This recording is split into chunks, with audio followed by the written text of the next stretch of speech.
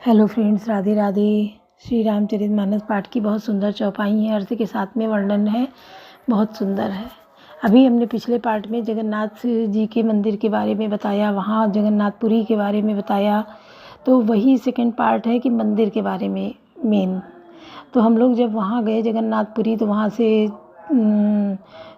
चिल्का झील गए और भुवनेश्वर गए, सब वहाँ सूर्य मंदिर गए। सूर्य मंदिर भी वहाँ का बहुत अच्छा है, पुराना हो गया है, लेकिन सूर्य मंदिर भी कहते हैं कि सूर्य की किरण मंदिर के अंदर सीधी किरण पहुँचती है ठीक 12 बजे। जैसे 12 बजेगा मंदिर के सूर्य की किरण वहाँ सीधे अंदर पहुँचेगी। तो जगन्नाथ स्वामी जी का जो मंदिर है, 4 द्वार हैं, सिंह द्वार और ऐसे करके चारों द्वारों के नाम हैं। तो उन द्वार से आप अंदर जाइए, किसी भी द्वार से। फिर हम लोग अगले दिन होटल से धर्मशाला में आ गए थे। होटल समुद्र के किनारे था और धर्मशाला जो है वो मंदिर के पास था।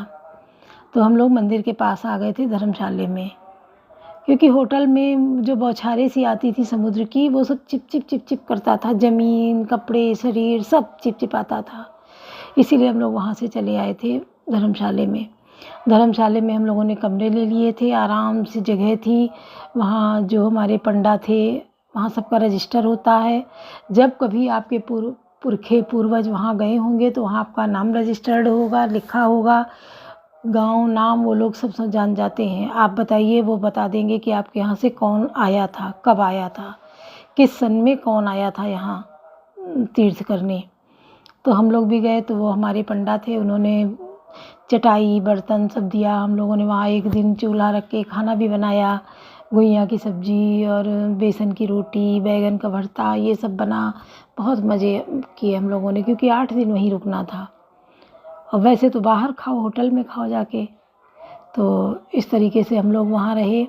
और मंदिर जब गए तो मंदिर के इतनी भीड़ कि पूछिए ना, बहुत भीड़ लगे, दर्शन नहीं हो पाएंगे। क्या करें, कहीं इस धक्का मुक्की में हम गिर न जाएं, दब न जाएं। और अच्छा, जैसे कहानी में आता है कि कोठरी के अंदर कोठरी और ऊंचा नीचा और काला अंधेरा, वही सब वहाँ भी था। अब जब वहाँ हम लोग पहुँचे थे, लगे और पता नहीं कैसे धक्का आया और किस तरीके से हम लोग लगा धक्का कि हम लोग सीधे मंदिर के अंदर पहुँच गए। देखा तो मंदिर के अंदर खड़े, वहाँ कोई बल्ब नहीं, कोई रोशनी नहीं, केवल दीपक जल रहा था, उसी की रोशनी दीपक जलने की। और जो जैसे कहानी में आता है, बहुत ठंडा ठंडा लगा और भगवान विराजमान थे, तो वही था वहाँ कि बहुत ठंडा, वही दीपक की रोशनी में दर्शन करो भगवान के। और वहीं हम लोगों ने परिक्रमा की। तीनों मूर्तियाँ विराजमान हैं, बलराम, सुभद्रा और बलभद्र,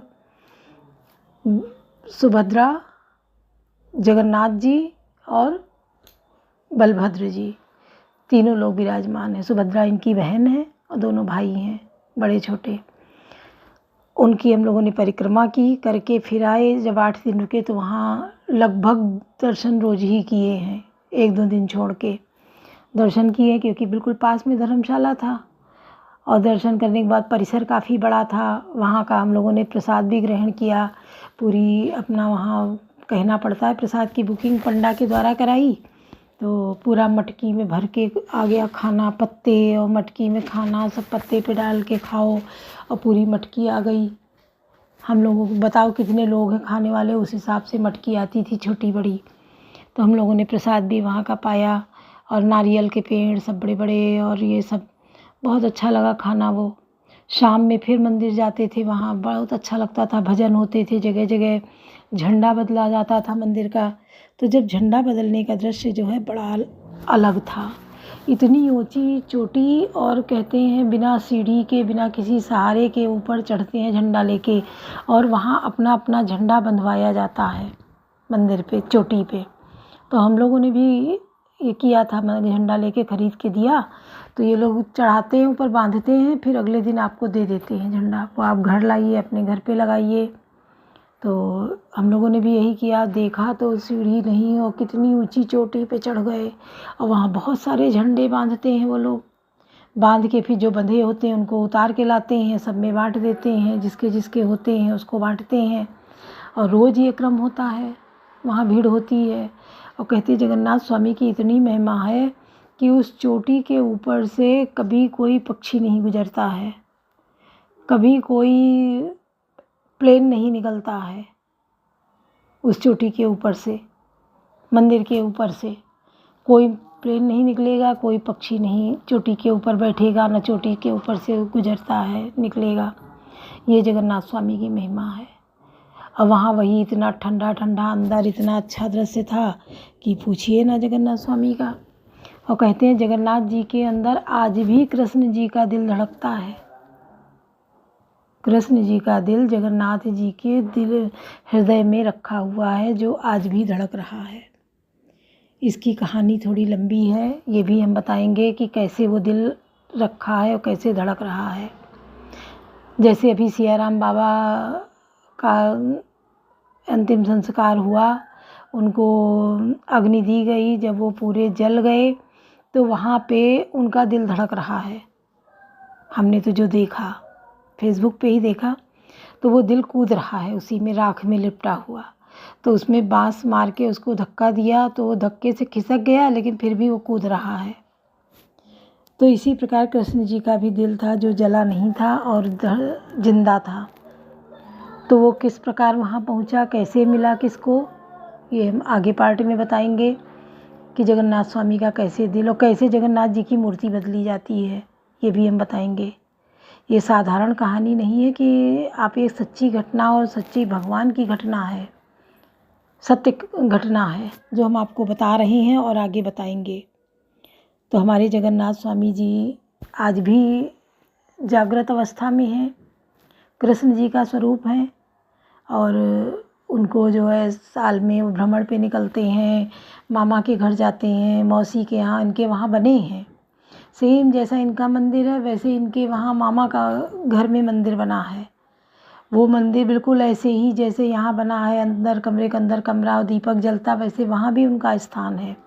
हम लोग गए थे तो वो स्थान देख के आए थे कि जब मामा के घर जाते हैं तो ये वहीं बिल्कुल इसी तरह जाके वहाँ विराजमान होते हैं और दीपक जलता है जैसे यहाँ है। कितने घड़े पानी से नहलाए जाते हैं, जब ये भ्रमण पे जाते हैं तो नहलाए जाते हैं, फिर इनको बुखार आ जाता है, इनको काढ़ा बना के दिया जाता है। ये हैं भगवान, लेकिन सब कुछ होता है। पहिया इनके जो बनते हैं, रथ जो तैयार किया जाता है, हम लोग गए थे तब बन रहा था, तो वो कहीं मशीनों का प्रयोग नहीं होता है। सब कुल्हाड़ी और जो ये हाथ वाले औजार हैं, इन्हीं से काट काट के और सब रथ तैयार होता है। बड़े बड़े पहिया बनते हैं और सब, और इंसान ही खींचते हैं उस रथ को। एक एक पे सब लोग विराजमान होते, 3 रथ तैयार किए जाते हैं, बीच में सुभद्रा जी का होता है और हाथ से इंसान लोग ही खींचते हैं उस रथ को। वहाँ के बड़े बड़े राजा महाराजा के जो वंशज हैं, अधिकारी हैं, वो सब हाथ लगाते हैं खींचने में और इनको ले जाते हैं। जगन्नाथ जी की मेन कहानी हम अगले पार्ट में बताएंगे, तो सुनिए।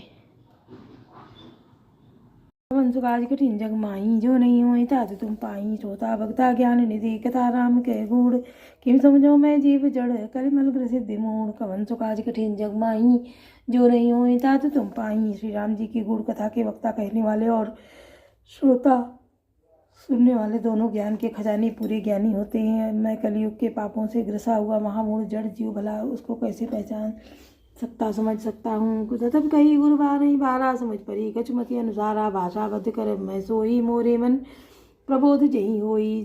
तो भी गुरु जी ने जब बार बार कथा कही तब बुद्धि के अनुसार कुछ समझ में आई, वही अब मेरे द्वारा भाषा में रची जाएगी, जिससे मेरे मन को संतोष हो। जस कछु बुद्धि विवेक बल मेरे, तस कहीं ही हरि के प्रेरे। निसंदेह मोह ब्रह्मरणी करूँ कथा भव सरिता तरणी। जैसा कुछ मुझ में बुद्धि और विवेक का बल है, मैं हृदय से हरि की प्रेरणा से उसी के अनुसार कहूँगा। मैं अपने संदेह ज्ञान और भ्रम को हरने वाली कथा रचता हूँ, जो संसार रूपी नदी को पार करने के लिए नाव है। बुध विश्राम सकल जन रंजन, राम कथा कलि कलुष विमंजन। राम कथा कलिन पन्नंग भरनी, पुण्य विवेक पावक कहूँ हरनी। राम कथा पंडितों को विश्राम देने वाली, सब मनुष्यों को प्रसन्न करने वाली और कलयुग के पापों का नाश करने वाली है। राम कथा कलयुग रूपी सांप के लिए मोरनी है और विवेक रूपी अग्नि के प्रकट करने के लिए अरणिमंथन की जाने वाली लकड़ी है, अर्थात इस कथा से ज्ञान की प्राप्ति होती है। राम कथा कल कामद गाई, सुजन सजीवन मोरि सुहाई। सोई वसुधा तल सुधा तरंगिनी भय भंजनी ब्रह्म बेक भुवंगिनी। राम कथा कलयुग में सब मनोरथों को पूर्ण करने वाली कामधेनु गौ है और सज्जनों के लिए सुंदर संजीवनी जड़ी है। पृथ्वी पर यही अमृत की नदी है। जन्म मरण रूपी भय का नाश करने वाली और ब्रह्म रूपी मेढकों को खाने के लिए सर्पिणी है।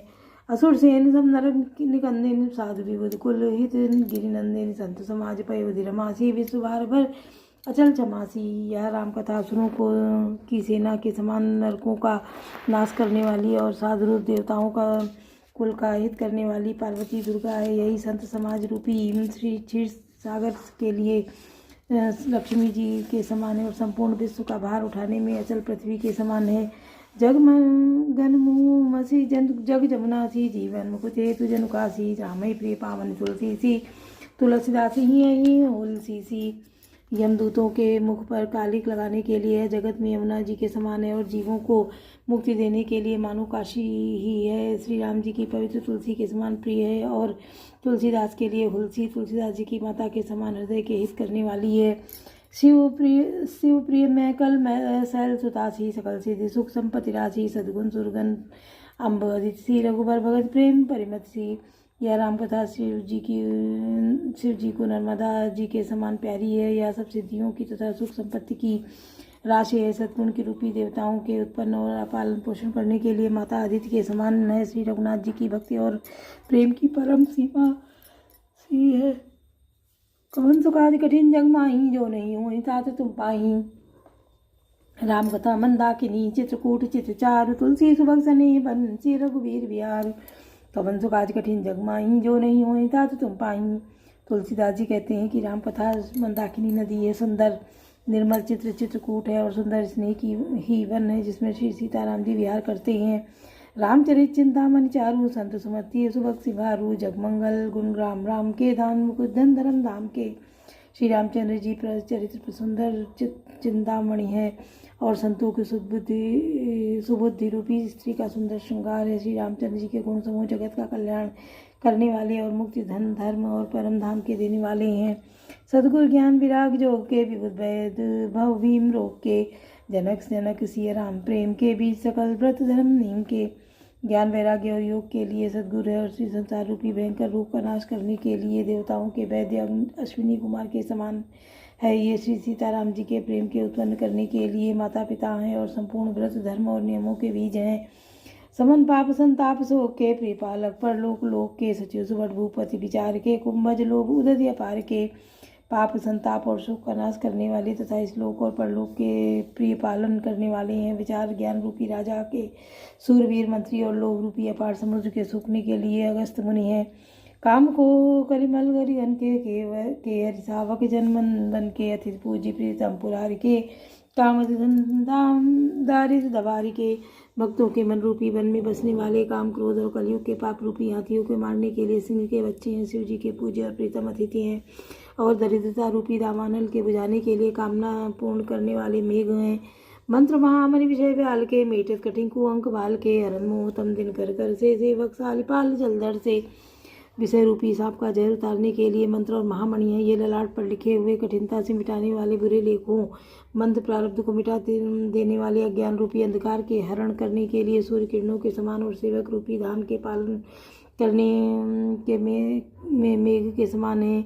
अभिमत दानी देवतर वर्षे सेवत सुलभ सुखद हरिहर से। सुखद सरद नभ मनुट गण से। ब्राह्म भगत जन जीवन धन से। मनोवांछित वस्तु देने में श्रेष्ठ कल्प वृक्ष के समान है और सेवा करने में श्री हरिहर के समान सुलभ और सुख देने वाले हैं। सुखवे रूपी शरद ऋतु के मन रूपी आकाश को सुशोभित करने के लिए तारागण के समान और श्री राम जी के भक्तों के तो जीवन धन ही है। सकल सुकृत फल भूरि भोग से। जगहित निरुपति साधु लोग से। सेवक मन मानस मराल से। पावन गंग तरंग माल से। संपूर्ण पुण्यों के फल महान भोगों के समान है। जगत का छल रहित यथार्थ हित करने में साधु संतों के समान है। सेवकों के मन रूपी मानसरोवर के लिए हंस के समान और पवित्र करने में गंगा जी की तरंग मालाओं के समान है। कवन सुखादि कठिन जग माही जो नहीं हो तात तुम पाही। कुपद कुतरक कुचाल कले कपट दम्भ पाषंड। धन राम गुण ग्राम जिमी धन अनल प्रचंड।